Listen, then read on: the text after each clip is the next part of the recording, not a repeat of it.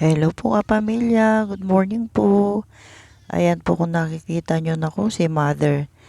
Favorite niya po yung mga ganyang mga pananim na namumulaklak at siya ay aliw na aliw sa mga ganitong pananim at mahilig po kasi siyang magtanim ng mga halaman at yung mga yan mga pananim po niya yan at alagang alaga po niya yan. Kaya tingnan nyo naman kapamilya napakagaganda ng mga bulaklak ng mga halaman niya at naaaliw siya pag nakikita niyang may mga pabulaklak yung kanyang mga pananim. Tingnan nyo at talaga nga namang maaaliw kapag nakita mong mga ganitong klase ng bulaklak at iba't ibang klase na yung kanyang mga pananim na ganito at di ko po alam kung ano ba yung tamang term, bougainvillea ba, basta yon na yon. At tingnan nyo naman kapamilya at eto isa sa mga pananim niyang gustong gusto niya lalo na pag nakaupo siya dyan sa harap at nakikita niya yung mga bulaklak.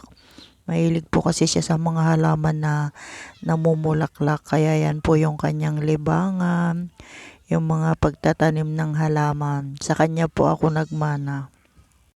Hello po kapamilya, ayan po yung collection na halaman ni Mother. At kung nakikita nyo kakaiba yung dahon niya, tinan nyo. At parang Christmas tree yung itsura niya, napakaganda niya. Kaya kung makikita nyo maaaliw kayo dito sana sa ganitong halaman. Di ko po alam kung anong klaseng halaman po ito. At yung mga dahon niya kulay puti at may kulay green din.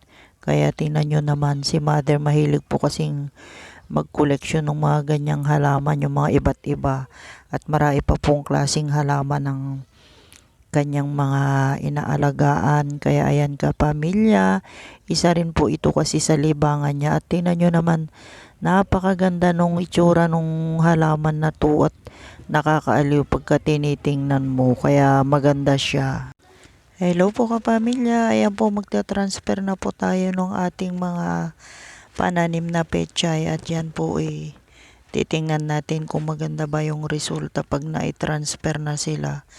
Kasi naging leggy po yung ating tanim na pechay na naliliman kasi kaya ayan tingnan natin pag na-transfer kung gaganda pa po sila. Kaya ayan kapamilya yung ating pechay. At yan po tina-transfer na po natin dito sa ating maliliit na paso. At hindi rin po naman kasi gaganda pag hindi natin sila tinransfer dito sa paso pagka ganyang masyadong makapal.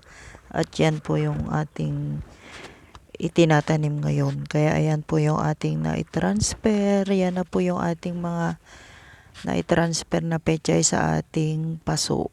At tingnan natin kung magiging okay ba sila dito sa pinaglagyan natin. At ayan po, may mga natira pa po dyan sa tray na yan. Pero pabayaan na po natin yan at hindi naman gaanong karamihan. Siguro dyan na lang sila sa tray.